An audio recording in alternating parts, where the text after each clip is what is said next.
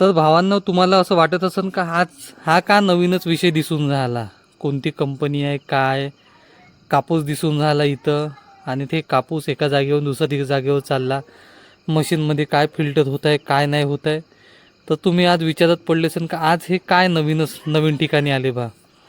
तर गोष्ट अशी आहे, चला मी तुम्हाला सुरुवातीपासून गोष्ट सांगतो की नेमकी गोष्ट काय होती.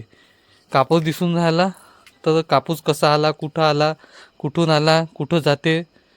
तर चला, तर आज सकाळीच आपला नंबर लागला होता कुठंतरी बाहेर जायचा. तर आपण सगळ्यात अगोदर आपली आंघोळ झाली आणि आपण घरून निघाल्याबरोबर आपण घरच्याला सांगितलं का मी येत आहो, मला काम आहे. घरचे म्हणे ठीक आहे, आरामात जा. तर मग आपलं नेहमीप्रमाणे आपण आपल्या दशानंदला घेतलं, दशानंदच्या पाया लागलो. चला म्हटलं आज जायचं आपल्याला.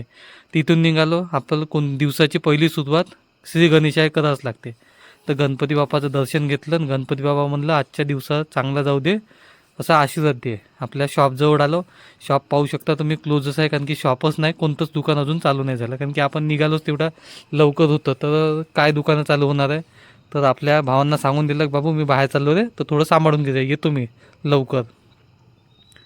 मग तिथून निघालो आपण आणि आपल्या बसस्टँडवर आलो. इकडं तिकडं पाहिलं, सगळं सुनसान होतं. फक्त मॉर्निंग वॉकला जाणारे लोक दिसत होते. तर सगळे लोक गावातलेच आहेत, तर त्यात काही विषय नाही. सगळे ओळखी पाडकीचे, नमस्कार चमत्कार घ्यायचे किंवा विचारायचे एवढ्या सकाळी कुठं चालला. म्हटलं एक लहानसं छोटंसं काम आहे, तर त्या कामासाठी आपल्याला थोडं बाहेर जायचं आहे. तर निघालो आपण मग बाहेर जायसाठी. तर आपलं गाव क्रॉस केला आणि आपल्या गावाच्या बाहेर निघालो आपण. इकडं तिकडं पाहतो. सकाळची वेळ होती, एवढं फ्रेश वाटत होतं की असं वाटलं की नाही, सकाळी उठणं खूप गरजेचं आहे, कारण की सकाळची जी फ्रेश हवा आहे ना, हे खरंच भेटत नाही. तुम्हाला असं वाटत असेल की ह्या बारवर चालला, पण आपण बारवर कधी जात नाही. बारवर गेलो तर फक्त चकनाच खातो, त्याच्यामुळे आपल्याला कोणी बारवर नेत नाही चकना खासाठी. तर मग बारही क्रॉस केला, समोर गेलो. तुम्हाला असं वाटत असेल की समोर कुठं चालला, नदी येऊन राहिली, नदीवर चाललं असेल. तर आपण म्हटलं नदीवर नाही चाललं, फक्त नदीच्या पाया लागलं. पण ते सकाळची जे फिलिंग होती ना, खरंच एकदम स्पेशल फिलिंग होती. म्हणजे ते एकदम फ्रेश जे फील होतं ना, ते एकदम भारी स्पेशल फील होत होतं. सकाळी पाहिलं तर इकडं ते बाहेरगावचे लोक आपल्या गावामध्ये येते, आपल्या गावाच्या जवळपास गाई म्हशी घेऊन. तर सकाळी बिचारे कामी लागून गेले आणि आपण झोपूनच राहतो. आपण लय अलाल लोक होऊन गेलं असं वाटत आहे. म्हटलं आजपासून, आज जसं सकाळी उठलो तसं रोज सकाळी उठायचं आणि आपल्यासोबतच्याला पण सांगायचं का सकाळी उठायचं, तब्येत ठीकठाक ठेवायची असेल. पाहू उद्या प्रयत्न करू आपण सकाळी उठायचा. तर मधामध्ये एक रोहित हॉटेल, ते मोठं रोहित नाही, हे आपल्या गावचं रोहित हॉटेल. हा नाला तर पहा, पक्का खोदून टाकला. काय करायचं आणि काय नाही त्याचं त्याला माहीत, पण नाला खोदून टाकला. म्हटलं चांगली गोष्ट आहे. समोर जुमडे पाटील भेटले, गावरानी कोंबडं भेटन, नमस्कार घेऊन घेतला आणि समोर चाललो. आता तुम्हाला विचारायला का इथं कुठं चाललं सर. ब्रेकर आला म्हणून गाडी स्लो केली, नाही तर इथंकडे आपल्याला थांबायचं नाही.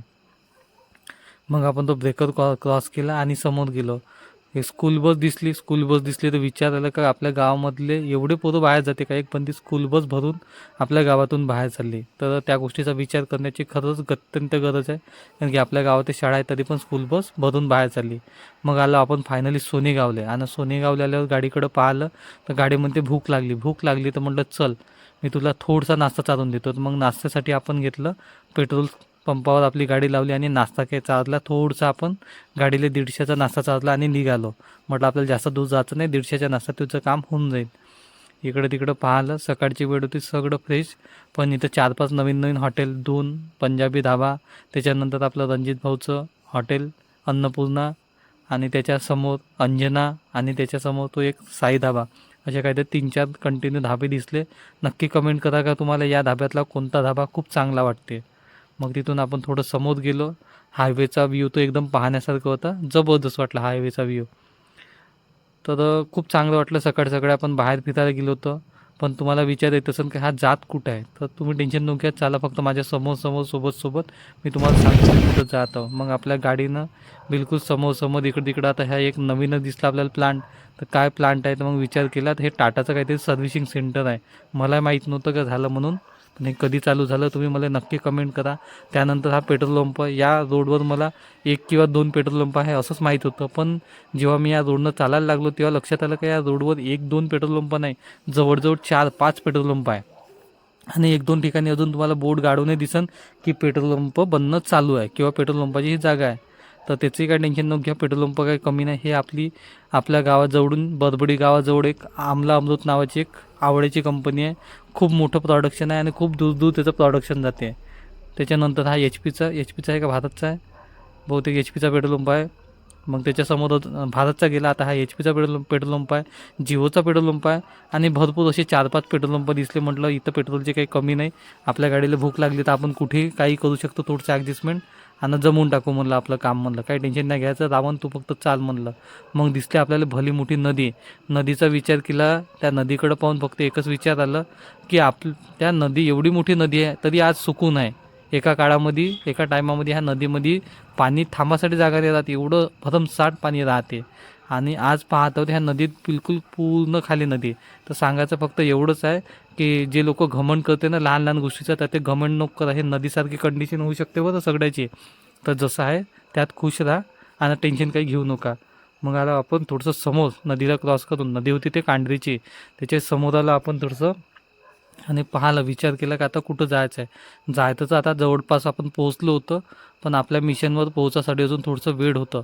तर आपण जवळजवळ आलो, कारण की फर्स्ट टाईम जातो तर आपल्याला काही आयडिया नव्हती की आपण कुठं जात आहोत, का जात आहोत. कधी काम नाही पडलं, भाऊ आपला सगळं सांभाळून घेते, पण ते एखादी वेळा पडते काम. तर भाऊ म्हणजे तुला जास्त लागते. म्हटलं ओके म्हटलं, मला माहीत आहे भाऊ आपण जायच्या अगोदर सगळी सेटिंग करून राहते भाऊची, फक्त जाऊन आपल्याला नंद्यासारखं उभं राहावं लागते. मग लक्षात आलं का इथून आपल्याला राईट टर्न घ्यायचा आहे. मागं पुढं पाहायला विचार केला तर एवढ्या काही गाड्या चालत होत्या का आपली हिंमत नाही होती गाडी क्रॉस करायची.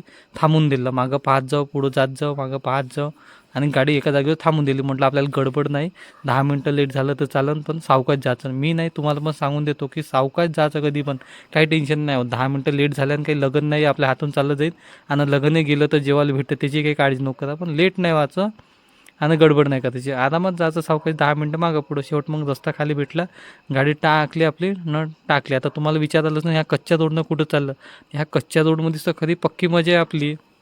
हे मोठं जात जे दिसत आहे ना हे आपल्या काही कामाचं नाही. हे काय तर मला नाही माहीत, तुम्ही एकदा नक्की कमेंट करा की हे मोठं जात का बनत आहे.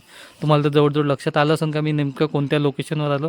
समोरचाला लोकेशन दाखवतं, पण कच्चा रोड पाहून घ्या. गाडी आरामात जाऊ शकते, पण तर ते आरामात चालवायची या कच्च्या रोडवर. आणि फायनली जिथं पोहोचायचं होतं तिच्या जवळजवळ आपण तर येऊन पोहोचलो असं मला ते वाटत आहे.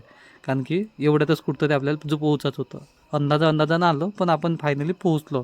आता तुम्हाला दिसत असेल का सगळ्यात अगोदर एक गेट दिसते, त्या गेटमधून एक गाडी दिसत आहे काहीतरी त्या गाडीमध्ये. तर एक गाडी नाही, त्या एका गाडीसारख्या कमीत कमी 10-12 गाड्या आहे. आता तुम्हाला विचारत असेल की 10-12 गाड्या हे कशासाठी आल्या इथं. तर आपल्या काही 10-12 आपल्या काही बापाच्या नाही, तुम्ही काही काळजी नको करा. आपल्या त्यातल्या 1-2च गाड्या आहे फक्त. पण फायनली आपण तिथं पोहोचलो. तर आपण पोहोचलो फायनली, तुम्ही पाहू शकता अशा लाईनीमध्ये गाड्या लागून आहे. आणि आपण आलो कांढरीच्या जिनिंगमध्ये, जिथं आपल्याला पोहोचायचं होतं. आज आपला नंबर लागला होता कांढरीच्या जिनिंगमध्ये कापूस विकासाठी म्हणजे आपल्या घरचा तिथं न्यायचा फक्त. तर मग पाहत आता तुम्ही एवढा मोठं जिनिंग आहे, किती रुपयाची इन्व्हेस्टमेंट आहे माहीत नाही, पण खूप चांगला प्रॉफिटेबल बिझनेस आहे वाला. का ज्याची कोणाची कॅपॅसिटी असेल तर तो प्रयत्न करू शकते. आपल्या बेल्याच्या हे परिसरात कोणाचं नाही, पण एखाद्यानं तरी लावायला पाहिजे बेल्या परिसरात, असं माझी इच्छा आहे. पहा तुम्ही प्रयत्न करा. माहिती कॅपॅसिटी नाही, पण तुम्ही प्रयत्न करू शकता. तर हे मोठमोठ्याला कापसाच्या गंजा आणि ते तिकडं सरकी रुई वेगवेगळी